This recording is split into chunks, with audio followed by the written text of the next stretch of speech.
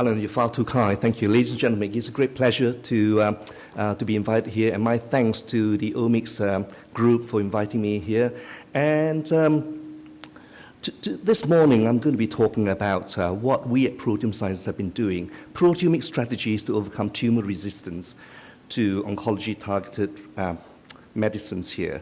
And the title here, and the title here indicates something, that oncology is probably the best area to look for personalized medicines here. And just as a recap, you've probably seen this before, publications upon publications about what personalized medicines is. And typically, this is what it says here. The right medicine, or right patients with the right drug, at the right dose, at the right time. And some people say at the right route as well, and at the right cost. And that cost happens to be the most toxic effects of personalized medicine. That's another story here. So ladies and gentlemen, you bear that in mind. I'm just going to give you the backdrop of why we need to talk about these personalized medicines here. And over here is a roll call of some of the most famous personalized medicines you should know about, starting with Roche's Herceptin all the way down to Erbitux and Xalkori. So some of these drugs here have been around for quite some time. They made a lot of money here. For instance, second generation Herceptin probably makes about £100,000 per use per year. But look at what it is over here. All these personalized medicines are predicated on a diagnostic biomarker here. So for Herceptin, it will be HER2 overexpression. For Zalboref, for melanoma, it will be for the BRAF mutation, the V600, whatever, it could be E. Yeah. And one of the things that we need to really focus on here is that these diagnostic biomarkers here are not prevalent in everybody. They are prevalent in only a subset, which is called patient stratification or enrichment here. So for HER2, it typically occurs in about 20% of breast and gastric cancer patients here. It occurs in osteosarcoma, for instance, but not at that frequency, which is why Roche does not intend to do any work on it here. Okay, so 20%, maybe down to about 90% for BRAF mutations for melanoma here. And therein lies how we capture the population to do the clinical trials that we want to do. But we have a problem. When they are working, it doesn't work for everybody. So within this enriched population, 20%, look at this, defined by the overall response rate here, only 15% of breast and gastric cancer patients really do benefit. The other 85% here don't really benefit, even though they're HER2 overexpressors. A big problem here, a big problem. If you're the patient, you think, am I the 15% or 85%? We're not sure. Worse than that, we have a problem about durability here. So looking at Herceptin again, this is progression-free survival or mean time to progression. 9 months is all you get, and then you relapse, and then you run out of options.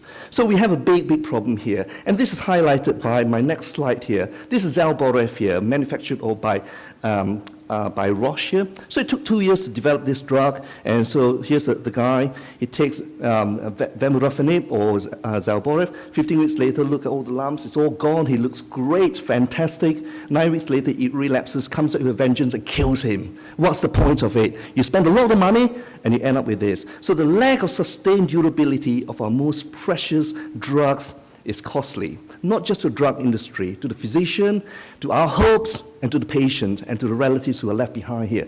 It's a huge problem. We can't let this happen. We spend billions trying to get these drugs to work, only for the cancer to come back and hit us. And this is a problem that doesn't just affect oncology, it affects every other disease. It's really serious disease like Alzheimer's disease here. Is this a mistake, or is this this is not a mistake. This is where I come from, and I thought I'll take a picture from London Underground here, because it gives us a very good picture of what our approach is. Say, for instance, you may recognize, if you don't, come to London and I'll bring you around here. This is the central line here. Look at Oxford Circus here. Say, if you actually jump on Oxford Circus, and there's a fast train that goes all the way down through to a location of angiogenesis, which is not good in oncology here. So come over here. So let's imagine this is a signaling pathway here. You jump on this, it goes straight to angiogenesis. And what drug developers try to do is to stop people coming onto this platform here. And what they do is they block it, they inhibit it, and it stops for a while. And after a while, for some reason, it happens again. The station reopens, but maybe not at this station. We think maybe at other stations here, like Bond Street or Tottenham Court Road, and what we try to do is that we try to stop it again. And the worst thing is that you as a passenger become really smart. You think, oh, I can go to Warren Street, I can go to Charing Cross. Ladies and gentlemen, you get the picture here. Just because you stop a signaling pathway doesn't mean that the tumor doesn't understand about the other pathways. It goes haywire. Now, this really is a big problem here. We've been looking at a single canonical pathway here. Okay? And it's all predicated because, in some ways, and I have been guilty of this, because of obsession about looking at canonical pathways from the genetic viewpoint. So we look at gene mutations here, and this is the profile for non-small cell lung cancer in 2015. This just came out in February, so this is quite fresh. But this picture here, ladies and gentlemen, has not changed in the last 5 years. You look at this pie chart here in 2011, it's exactly the same. And what we find here is that for all the billions of pounds we use in massive parallel sequencing or next-generation sequencing, we don't know what this 40% is, and we will never know because we spent enough. Worse still, when we look at KRAS, we think, gosh, aren't we clever? We find 30% is KRAS. Well, it's not actionable. There are no drugs that hit this. So 75% of your information is non-actionable. It is a big problem with the genetic approach. And let me just show you what we've done here. And this is a typical canonical analysis for BRAF. So you can see RAS, RAF, MEK, ERK, and MYC pathway. So we look here, and typically if you're in pharma development, you go about 1 deep, 2 deep, 3 deep, 4 deep. 4 deep is really, really deep. Now, what we do not know is what lies behind this gray area. Or maybe we choose not to, because it's much easier to go down this route. So what we want to do here is to go to a comprehensive disease pathway analysis. And how we do that is we need to open this up, and what you might find is other alternative or alternate PD markers come up.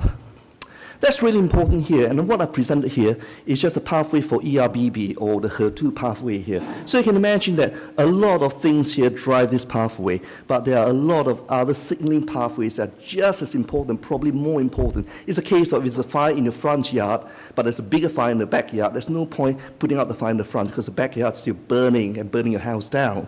So now I set out the groundwork for what we will try to do here. There are canonical pathways that we're interested in, but there are other things that are not obvious to us. They blindside us, they frustrate our efforts to create efficacious drugs here.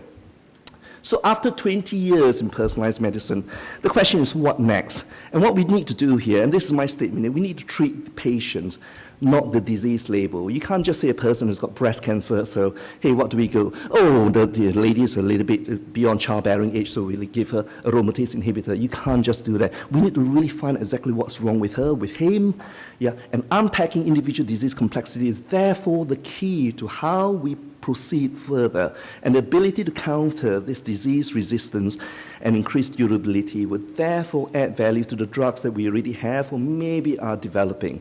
And that is a goal that we try to do. So the what next is here, the how is what we want to do. And at Proteome Sciences, this is what we want to tell you, that our dependence on genetics maybe has peaked. And we want to try something different called proteomics here. We've heard a few things about proteomics, but at Proteome Sciences, we developed a raft of different approaches here. I'm just going to touch on one here. And what we can do here is to comprehensively unpack cancer disease biology in a single shot approach here. You've just got one chance. You've got a biopsy, you've got one chance. The patient is dying day by day, right? So you've got one chance to do this and do this right. Okay? And if you can do that right, you can point to intelligent, not empirical, intelligent, and actionable therapeutic options for this function analysis. We need to know what is driving the tumor rather than what genes it's got. Function analysis is really now very important. And if you can do that, you can anticipate the likely disease routes or resistance routes here, and therefore offer the cancer patient a realistic hope of managing their illness. We're not naive here. The person is dying. We want to give them hope and dignity. It's not about curing it. I'll never say that, but it's about managing it because it's evolving all the time. We want to keep pace with it. We don't want to be lagged behind here.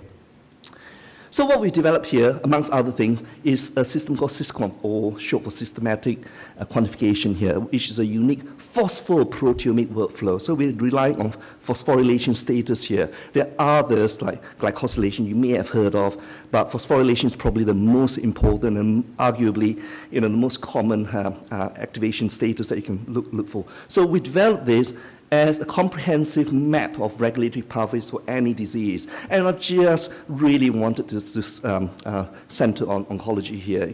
We've done this for Alzheimer's disease and lots of other diseases, and it's disease naive, if you like, here. So the important point here, ladies and gentlemen, is that we've analyzed samples from tumor and non-tumor samples from the same patients here, because there's great variability in some of these samples, and we really make sure that we're not calling overexpression when actually it's part of the normal range, if you like. So as a treatment, we need to look at the phosphorylation status. And CISC1 combines standard proteomics with the phospholipid enrichment on the latest mass spec machines here. And we use Thermo Fisher's Velos and Fusion, and they're great machines. Thermo Fisher hasn't paid me to say that, but we think they're great, okay? And the visualizations on KEGG and Go term enrichment, and it takes about 4 weeks from samples to data. Now that's really important because in the UK, under the National Health Service NHS guidelines, you need to really make a decision within 62 days. So 4 weeks is well within maybe under half the time that you require here. And it doesn't cost as much, I mean, it sounds like a lot, but you get all the information you need to make a clinical decision. That's really important. That decision will tell you whether a person will live longer or not. So we decided to actually do the work on 2 cohorts from pancreatic cancer. It's not the most common disease. It's the 5th common cause of cancer, despite being the 10th most common disease here. And about a third of a million people are diagnosed worldwide. In the UK, there's about 8,000 people and that diagnosed with disease, and that figure hasn't changed for the last 5 years or so. So overall, only 3% of people have a 5-year so-called PFS, progression-free survival. No, it's not great here, and the therapeutics hasn't really changed since the 70s here. So until about 2 years ago, if you're a physician, you offer gemcitabine or Gemzar, and about a couple of years back, Patrick Soon-Shiong brought up Abraxane, which is paclitaxel, which is attached to albumin, and that works great. And now that's probably the standard of care, in a lot of the drug development situation. So no targeted therapies available here. So quite sad, really, apart from Abraxane, which isn't really targeted. So what we want to say is that if we can identify common and tumor drivers here, we might be able to offer the reasons why we can use certain of the personalized medicine drugs here, so-called drug repurposing. I've deliberately put this figure here so you can't see because they're really quite hard, but I'll summarize it shortly here. 2 different cohorts. So first cohort, 12 samples, second cohort, 20, so a good clinical validation here.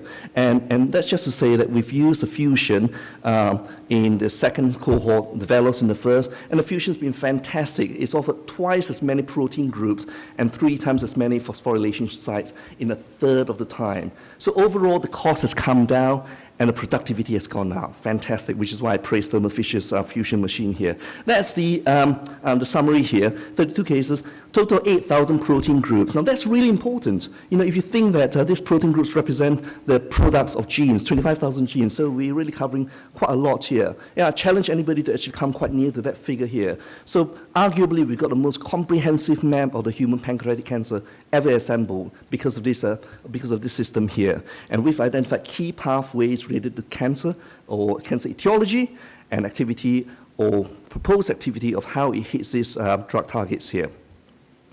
Now, this is quite an important slide. This is just one of the real data from the PCA plots here. And what we do see here is, if you look at total protein here, the black is tumor and the red are the non-tumor tissues here. You can get a separation here, right? Arguably, it's not easy, but you can see clear separation here. But if you look at the phosphorylation sites here, you can get better separation here. So that's for tumor, and that's for non-tumor here. So we now see, and we now say that phosphoprotein is a better disease classifier here based on this. And you can see, there's no doubt what you can distinguish clear blue sky here, right? And what we do here, and these are the analysis, some of the results we've got here from the first 12 samples here, is that when we unpack the data here, we find that actually we want to find out what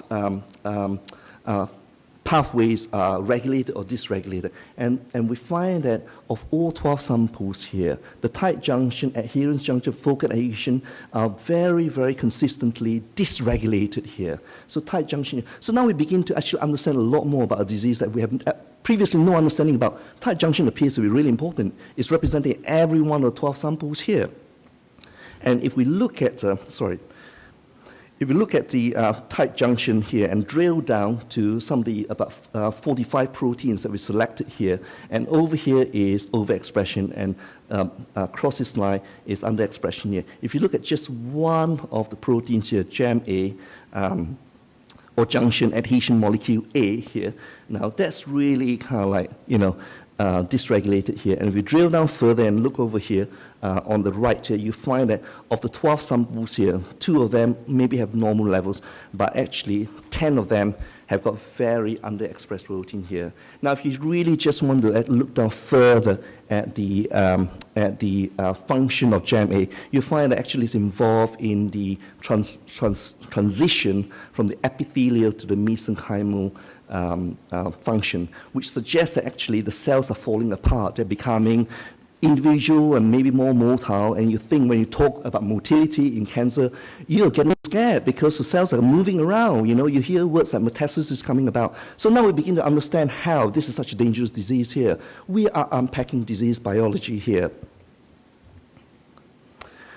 Now, if I look over here and look at all these pathways here, in many ways, that's great. You think, wow, gosh, we can understand a little bit more about disease biology here. But the trouble is that, you can say, Chee, what are you going to do about this? The trouble is that we have no drugs for tight junction. We don't, So at this moment in time, you could actually say maybe those should be some of your drug targets for the future here.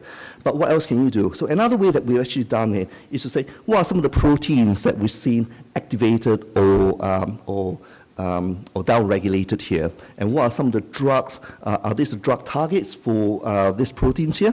So over here we got the target proteins, SARC-FIN, HDAC, all the way down to the REF proteins, the AREF, BREF, CREF, and here are the individual patients here, patients 1 to 12, and don't forget there's a representation of the different locked tumor versus non-tumor, and the red. It's going to bite me in a minute. So I'm rounding now, finishing off, Alan, so calm down. So the red represents overexpression and the blue represents underexpression here. If you look at, say, patient number 1, what you find is that he's overexpressed for the SARC-FIN family and also IKK beta here. So as a physician, you might now have the information to say, maybe for patient 1, instead of giving just gemcitabine, we might be able to give dasatinib and denosumab here. And for patient 2, giving dasatinib may not be such a good idea, but maybe denosumab, we maybe want the mTOR inhibitors or AKT inhibitors like everolimus, so that's good. And look at patient 11. This guy is really going to be very challenging. Lots of pathways are activated. We're talking about the whole house on fire here. So what we're going to say is that, look, ladies and gentlemen, as a physician, you're going to have to say, maybe you should tackle this too and see what happens. So constantly monitoring it. This is also a very good slide to see if you are a drug developer here. You can look across and say if you are developing Genetumab here, and maybe if you select these 12 patients, maybe these 2 might respond, the other 10 may not. And the Genetumab was a drug that Amgen did for phase 3 trial, didn't quite work. Maybe if they use this, it might have just helped them, but the thing is that you have to actually struggle to get people who are overexpressing IGF-1 receptor here. This is, again, another way of profiling the disease here with total protein. So generally, if you come in, we say, look, the SARC family, and you see there are lots of proteins here, and typically they are overexpressed. For the RUF family, they're typically underexpressed, maybe the exception of 4 individuals here, and for HER2, the blue is HER1 is overexpressed. So typically, as a kind of like big ground generalized treatment, we might actually say, if you come in with pancreatic cancer, might offer something like dasatinib or maybe lapatinib. Herceptin tends to be quite a big molecule. Big problems in the stroma area, so I wouldn't recommend that, but I would recommend GSK's lapatinib or Tykerb here. So again, a different way of actually saying we're providing information where we can make actionable clinical decisions here. So in summary, we just want to say, CISC1 is a cost-effective and time-appropriate method to actually profile your tumor. It gives a personalized molecular profile here, changes in the phosphorylation status linked with total protein. So together, we can produce actionable treatment options here.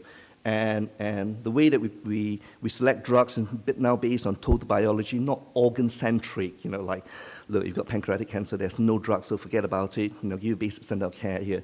And the ability now to give longitudinal data here can actually offer a consistently good treatment options here. We want to do things better for our patients here, ladies and gentlemen. I think this could actually be something, and I hope that we're going to do something good. Some acknowledgements, and I'm very happy, ladies and gentlemen, to take some questions before the dog bites. Thank you. Thank you very much, Siggy, for this very